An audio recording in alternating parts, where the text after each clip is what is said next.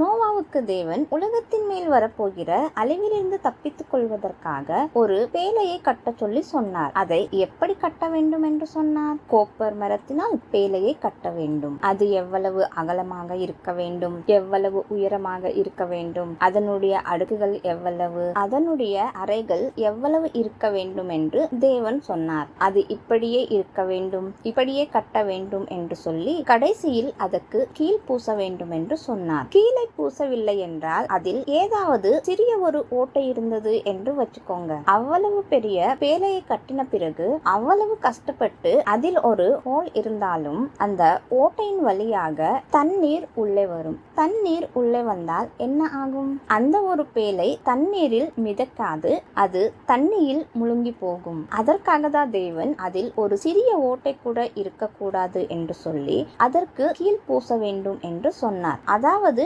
நீட்டாக பினிஷிங் செய்ய வேண்டும். அதை எவ்வளவு பெரியதாக கட்டுகிறோம் என்பது இம்பார்ட்டன்ட் இல்லை, அதை எவ்வளவு பர்ஃபெக்டாக கட்டுகிறோம் என்பதுதான் இம்பார்ட்டன்ட். அப்படி கட்டி கொண்டதினால் நோகாவும் அவருடைய குடும்பத்தினாரும் மிருகங்களும் அவரோடு மீட்கப்பட்டது. அந்த நேரத்தில் நோவாவு பேழையை கட்டும்போது எல்லாரும் அவரை பார்த்து ஏளனம் செய்தார்கள், கேலி செய்தார்கள். ஆனால் அவரெல்லாம் அழிந்து போனார்கள். நமக்கும் இப்பொழுது வரப்போகிற அந்த அழிவிலிருந்து தேவன் பேழையை கட்ட சொன்னால், அது போன்ற பேழையை கட்ட சொன்னால் நாமளும் கட்டிவிடுவோம் என்று நாம் நினைப்போம் இல்லையா?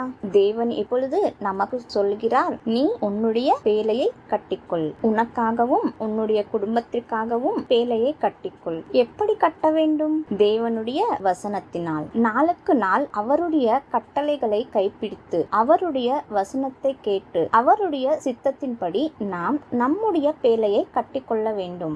அதில் நாம் ஒரு கட்டளையை மீறினாலும், ஒரு விஷயத்தில் பாவம் செய்தாலும், அந்த பெரிய பேழையை எப்படி ஒரு சிறிய ஓட்டை முழுமையாக மூழ்கடிக்கிறதோ அது போலவே நம்முடைய ஒரு சிறிய பாவம் நம்முடைய ரட்சிப்பை முழுமையாக அழித்துவிடும்.